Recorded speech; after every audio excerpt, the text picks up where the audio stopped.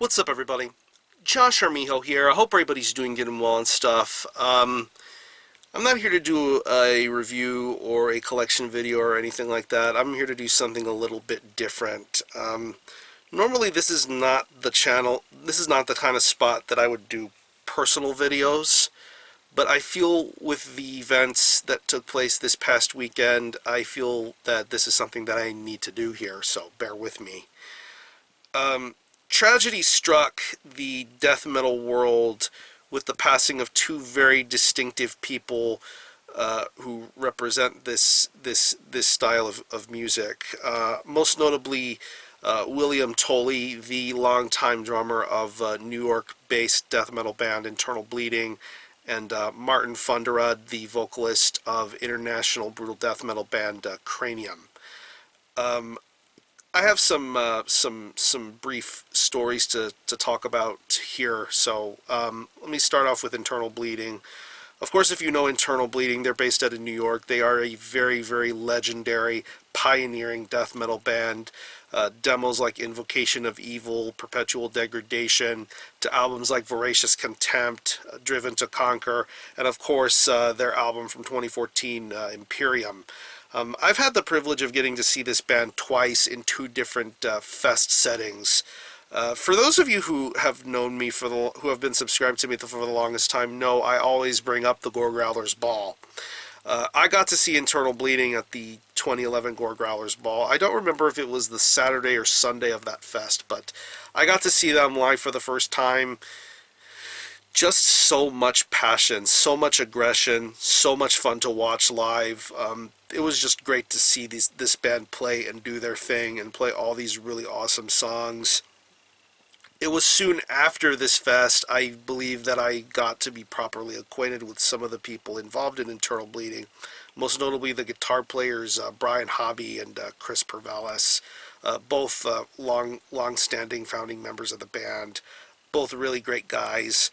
And it wasn't until 3 years later in which I finally got to see them again as they played, I believe they were headlining one of the headliners, I think. I think they were the headliner for Building Temples from Deathfest in Houston. Got to see them play with Fitzgerald's. It was really great to see them again, talk with them again, getting to be properly acquainted with them like I have been being acquainted with them for years.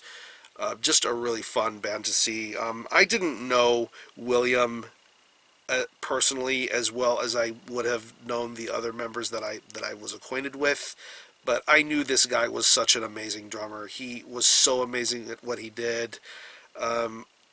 Just a really gifted and talented guy. And I had no idea this guy even did stuff with the New York Fire Department. I never knew that he would be putting his own life at risk on a daily basis doing stuff for the New York Fire Department, and I believe in that sense that makes him a hero for having done the things that he's done for the fire department. So it's very, very unfortunate how he passed, and I just really do sympathize not only for his bandmates in Internal Bleeding, but for also his friends, his family, and those that actually knew him better than I ever would. I really wish I would have had an opportunity to know him and got to find out what a great guy he is, but he is such a gifted and talented guy, and his contributions to the death metal underground will never be forgotten. Moving on to Kraanium now. Yeah, Kraanium are mostly based out of Norway, but it's always been an international sort of project. And my fondest memory of Kraanium was back in 2012 when I was first starting to get my feet wet in talking about metal, reviewing music, and getting to work with labels. One of the labels that I had the opportunity to work with was Comatose Music, and I was able to talk about the third Kraanium album, Postmortal Coital Fixation. Yeah.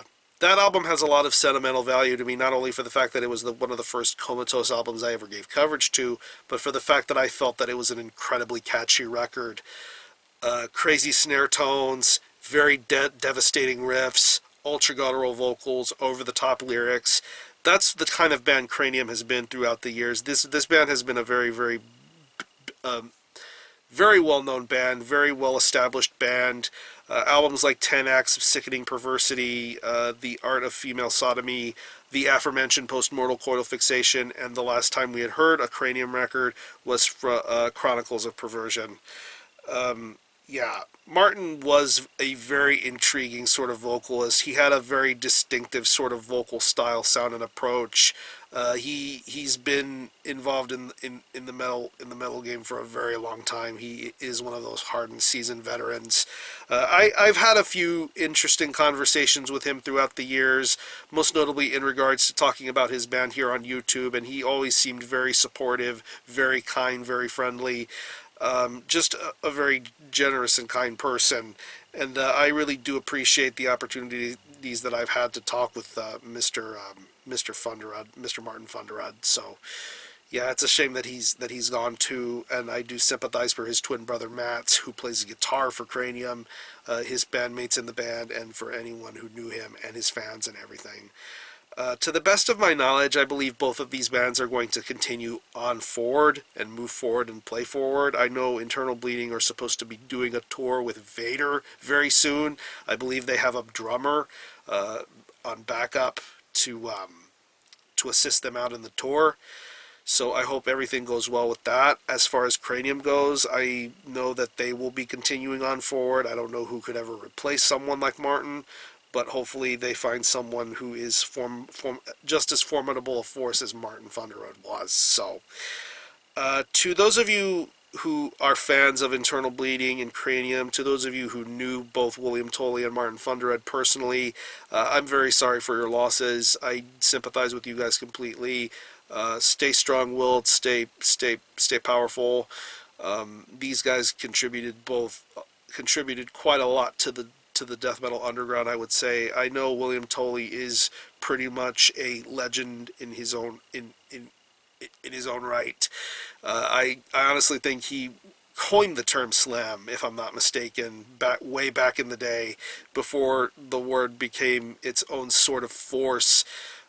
Someone like him would be responsible for a saying or a phrase like that, and of course Martin Funderud keeping the spirit of that sort of style alive. So thank you guys for your contributions to metal, and you guys will both be missed very, very sorely. So rest in peace, William Tolley, Martin Funderud, rest in power.